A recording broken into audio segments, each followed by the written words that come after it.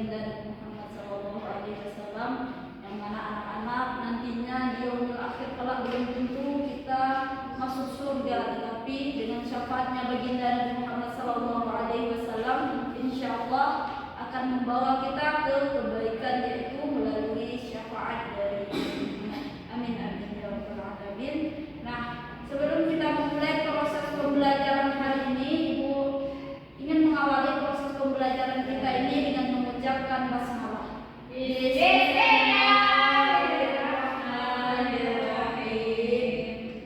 Nah, sebelum itu mohon diperhatikan sampah-sampahnya yang di lokasinya, duduknya dirapikan lagi dan ditinggalkan yang tidak berhubungan dengan pembelajaran kita hari ini. Ya. Baik, Bu. Sebelumnya gimana kabarnya hari ini? Baik. Alhamdulillah. Sudah makan? Sudah. Belum? Belum kamu makan, Liza? Nak kos. Makan ya nanti, Liza, supaya lebih semangat ya, Liza. Iya. Sebelum itu, hari ini kita akan belajar tentang kondisi masyarakat Arab Islam. Kenapa sih, Mbak? Izin? Ya. Izin ke mana? Pakai ke sini. Oh, boleh. Nah, hari ini kita akan belajar tentang masyarakat Arab Islam. Sebelum kita masuk kepada bagaimana kondisi masyarakat Arab Islam itu, ada yang masih ingat tidak minggu lalu? Ya, biografi Nabi Muhammad. Bagaimana Nabi Muhammad itu, Sinta? Nabi Muhammad adalah anak dari Abdullah dan Siti Aminah. Sebelum Nabi Muhammad lahir, ayahnya meninggal dan setelah Nabi 4 tahun ibunya Nabi meninggal dan diasuh oleh ayah kakeknya. Ya, benar sekali. Nah, Nabi Muhammad itu adalah Nabi kita yang terakhir, yang mana ayahnya bernama Abdullah, ibunya bernama Aminah, yang mana kehidupan Rasulullah itu mengalami begitu banyak sekali polemik-polemik dalam kehidupannya. Hal itu yang membentuk Nabi Muhammad sampai hari ini. Nah, hari ini kita masuk kepada kondisi masyarakat Arab Islam. Nah, di sini kondisi masyarakat Arab Islam zaman jahiliyah. Mendengar kata zaman jahiliyah ini apa yang terpikirkan oleh anak? Bodoh, apalagi membunuh, apalagi jahat, apalagi Liza? Jahil, ya bodoh sama ya. Nah, benar sekali. Kondisi masyarakat Arab ketika itu bodoh, tertinggal, jahil, dan banyak perilaku-perilaku yang menyimpang terjadi ketika itu. Nah, tujuan dari pembelajaran kita hari ini adalah pertama, anak-anak ibu mengetahui bagaimana kondisi masyarakat Arab Islam. Anak-anak ibu dapat mengambil manfaat atau ibrah dari pembelajaran kita hari ini, dari perilaku-perilaku yang ada di masyarakat Arab Islam. Nah, sebelum kita masuk ke materi inti kita hari ini, proses pembelajaran kita ini menggunakan model PBL, yang mana ibu akan membagi anak-anak ibu menjadi beberapa kelompok, yaitu 3 kelompok, dan nantinya anak-anak ibu minta untuk menyelesaikan persoalan-persoalan dan nantinya dipresentasikan olehnya ya. Ya, Semangat sekali ya, Sinta ya. ya sudah sarapan. Alhamdulillah. Ini bisa. Baik, Sinta yang sangat-sangat semangat sekali belajar sama ibu ya. Kenapa dia nggak semangat sekali ya? Lagi ada masalah ya? Lagi galau ya kenapa sama ibu ah? Iya, Bu. Tak senyum-senyum ibu, Bu. Masa galau? Terpaksa senyum ya kenapa sama ibu. Nah, baik. Eliza akan membahas tentang bagaimana kondisi geografis dari masyarakat Arab Islam, kemudian Sinta akan membahas tentang sistem kesukuannya, dan terakhir Alia akan membahas tentang sistem kepercayaan dari masyarakat Arab Islam. Ibu akan kasih waktu diskusi selama 2 menit, cukup 2 menit?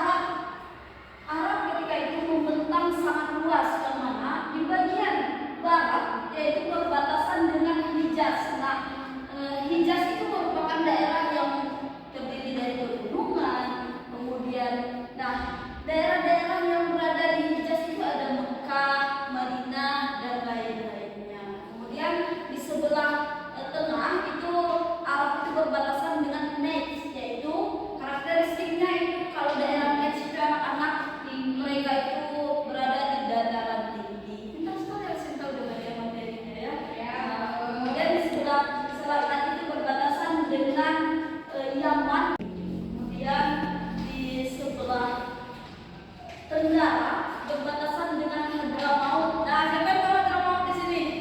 Tidak, Bu. Hadramaut itu Yaman. Nah, karakteristiknya itu mereka itu pesisir, pelabuhan penting, perdagangan jalur India dan Arab. Pasti pernah dengar kan kalau belajar ke Yaman, Hadramaut. Sering, Bu. Sering kan? Nah, ini Hadramaut itu daerah apa namanya? Daerah Arab yang bagus.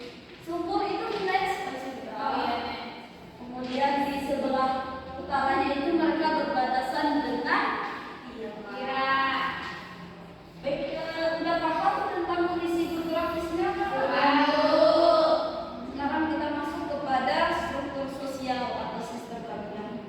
Makan kepada cinta. Baik, nanti ada struktur sosial atau sistem kabilah. Yang pertama ada sistem kabilah, dipilih dari berdasarkan usia, kebiasaan dan keberanian.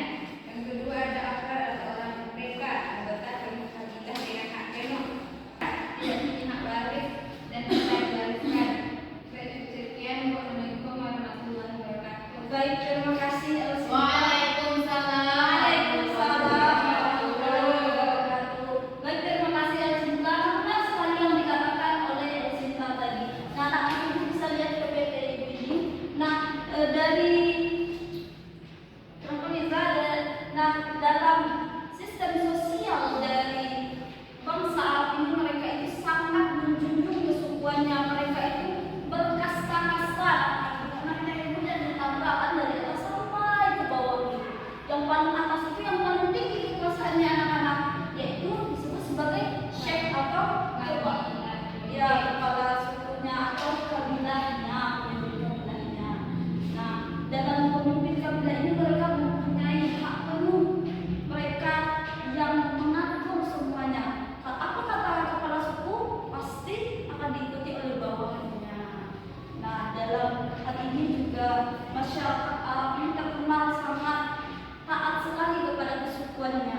Bahkan anak-anak sering sekali itu ada cerita nih, yaitu ketika itu ada terjadi persoalan anak-anak, peperangan terjadi 40 tahun. Tahu karena apa? Kenapa, Bu? Itu cuma karena unta, cuma karena kesalahpahaman unta. Mereka itu berperang karena mereka merasa sukunya mereka itu dijatuhkan, sukunya mereka itu tidak dihargai. Nah, kemudian itu di bawahnya itu ada Anhar. Apa itu? Orang merdeka. Nah, Ahrar ini mereka itu memiliki merupakan anggota penuh dari kabilah. Jadi di atasnya itu adalah syekh, di bawahnya itu Ahrar ini. Nah, kemudian yaitu Mawali atau Seyutu. Nah, kemudian ini tuh orang yang berada dari luar Arab, yang berada di Arab Saudi. Nah, mereka ini tidak mempunyai hak yang penuh. Hak mereka ini terbatas, berbeda dengan bangsa Arab yang benar-benar berasal dari suku Arab itu sendiri, anak-anak. Kemudian yang ketiga, Abid. Nah, ini Abid ini adalah salah satu suku yang sangat rendah. Biasanya kenapa? Dia budak. Nah, kenapa ketika itu budak itu bebas karena jual belikan, budak itu boleh dilakukan hal yang tidak baik, boleh diapakan saja boleh budak itu, karena mereka adalah barang, setara dengan barang yang boleh diperjualbelikan. Nah, kita masuk kepada status perempuan. Nah, di sini status perempuan itu sangat rendah, anak-anak. Di sini perempuan itu tidak dihargai, perempuan itu bahkan dianggap sesuatu yang tidak penting. Bahkan ada namanya tradisi apa, Liza? Membunuh. Siapa yang membunuh ayah? Wanita, Bu, anak-anak. Ya, benar sekali. Yang dibunuh itu adalah anak-anak perempuan. Yaitu kenapa mereka dibunuh, Bu? Karena perempuan itu dianggap sebagai orang yang tidak penting. Mereka tidak bisa berperang dan tidak bisa menguatkan kabilah-kabilah. Sejauh ini paham anak-anak? Paham, Bu. Baik, kita silakan kepada Alia menjelaskan tentang sistem kepercayaan. Baik, Bu. Saya dari kelompok 3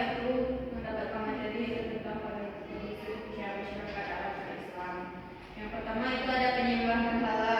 Mayoritas masyarakat Arab Islam itu yang menyembah berhala, yang di sekitar berhala itu ditaruh di sekitar Ka'bah. Itu berjumlah 360 berhala. Tiga terbesarnya itu adalah Lata, Uzza, dan Manat.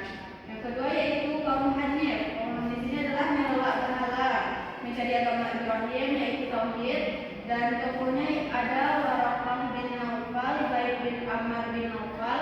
Jadi mereka ini tidak percaya adanya berhala itu sebagai Tuhan, dan mereka mencari Tuhannya itu sendiri. Dan ketiga itu ada komunitas Yahudi, terutama di Madinah, memiliki pengaruh ekonomi dan agama. Dan yang terakhir itu ada komunitas Nasrani, itu terutama di Najran dan Irak atau Irak, banyak dipengaruhi aliran-aliran Kristen yang beragam. Sekian Bu, saya kembalikan kepada Ibu. Baik, terima kasih Alia. Nah, hari ini kita masuk kepada sistem kepercayaan yang ada di bangsa Arab sebelum masuknya Islam ketika itu. Nah, di sini nampak gambarnya? Di sini ada gambar Ka'bah kan? Nah, Ka'bah siapa yang mendirinya? Ya, Nabi Ibrahim. Nah, salah satunya itu kepercayaan di bangsa Arab ketika itu, yaitu agama yang Hanif. Apa arti Hanif itu ya Sinta? Ya, menolak berhala. Maksudnya itu adalah agama yang lurus, kebaikan, gitu kan. Nah, jadi ketika sebelum datangnya Nabi Muhammad ke bangsa Arab itu, sebenarnya awalnya bangsa Arab itu memeluk agama yang Hanif, juga mengikuti kepada Al-Quran dan hadis. Terpeleset dari sedikit. Nah, setelah itu terjadilah polemik anak-anak yang awalnya itu masyarakat Islam itu menyembahnya itu kepada Allah. Tahu nggak kalau sebelum ini masyarakat Arab itu menyembah kepada Allah? Tahu dong Bu, Iya. Nabi Ibrahim Iya. mencari Tuhan. Ya, nah benar. Nah, seperti itu mereka menyembahnya kepada Allah. Namun seiring berjalannya waktu, anak-anak itu lihat di sini banyak berhala. Banyak Bu. Iya, di sini tuh berhala ibu. Berhala Ibu. Bukan berhala ibu Yolizan, sudah. Bu. Iya, di sini banyak berhala kan? Iya, Nah, Bu. kenapa dari yang awalnya menyembah agama Islam itu terjadi berhala? Nah, ketika itu ada yang namanya Amr bin Luhai. Nah, ketika itu beliau sedang melakukan perjalanan ke negeri Syam.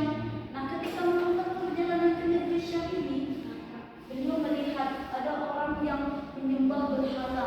Ditanyalah sama si Amr bin Luhai ini, kenapa kamu menyembah berhala ini? Dijawablah sama orang-orang Syam ini kan, ini berhalanya ini bisa mendatangkan rezeki, bisa mendatangkan kekayaan. Nah, ketika itu dibawa berhala yang paling besar. Apa namanya?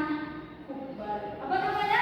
Hubal. Ya, Hubal. Nah, ketika dibawa berhala yang paling besar Hubal ini, nah kemudian dibilanglah ini bisa mendatangkan rezeki kepada kita. Awalnya anak berhala itu nggak disembah. Awalnya itu ya sebagai mendatangkan media untuk tersampainya doa mereka saja.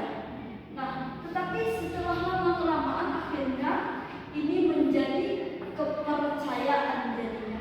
Yang awalnya agamanya Hanif, menyembah Allah, akhirnya menyembah berhala-berhala. Nah, di situ awalnya munculnya kepercayaan menyembah berhala-berhala itu sendiri.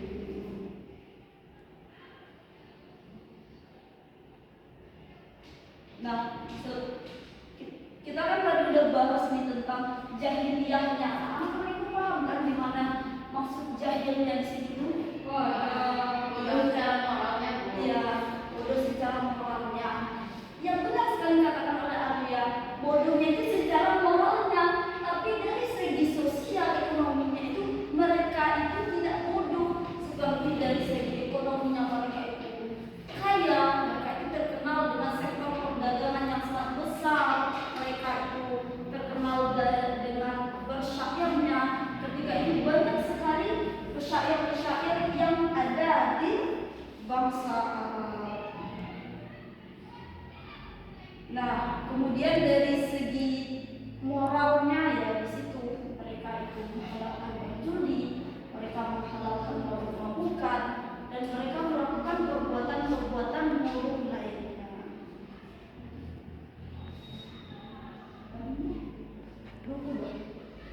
Nah, baik, sebelum itu, sebelum kita akhiri proses pembelajaran kita hari ini, apakah anak-anak ibu paham materi kita hari ini? Sudah, Bu. Paham ya ibu? Untuk membuktikan anak-anak ibu paham atau tidaknya, ibu ingin minta Sinta untuk memberikan kesimpulan untuk materi kita hari ini. Kesimpulan pada hari ini yaitu tentang biografi Nabi Muhammad SAW. Saya coba. Tapi Kemana ya? Sinta aja awalnya. Dia paling semangat tadi, Bu. Iya. Aja. Hari ini kita mempelajari tentang kondisi masyarakat Arab pra-Islam, Bu. Itu pada kondisi masyarakat Arab pra-Islam ini, masyarakat Arab itu dikenal dengan zaman jahiliyah. Jahiliyah di sini yaitu kebodohan. Masyarakat Arab itu bodoh dari segi moral, bukan dari segi sosial dan ekonomi. Karena kenapa? Karena dari segi sosialnya itu beliau berkabilah-kabilah. Jadi kalau sosialnya itu kuat gitu. Tapi kalau dari segi ekonomi, karena Arab ini terletak di jalur perdagangan, masyarakat Arab ini kaya-kaya. Tapi kaya-kayanya ini dalam segi riba, banyaknya riba di sana, Bu. Dan tadi juga ada kondisi kepercayaannya. Kondisi kepercayaan masyarakat Arab itu ada penyembah berhala, penolak berhala. Yang menolak berhala ini mereka mencari Tuhannya sendiri. Begitu, Bu. Baik, yang singkat ya. Nah, itu ya materi kita hari ini yang singkat yaitu remedi dulu. Remedi ya. Berarti nggak boleh muji dari awal, Bu. Jangan kalau aja gimana? Pada kamu don't judge book by its cover. Asik. Baik. Udah paham kan hari ini? Sudah, Bu. Nah, ibu berharap anak-anak ibu bisa mengambil pelajaran dari materi kita hari ini, bisa dijadikan ibrah dalam kehidupan sehari-hari, dan yang baik-baik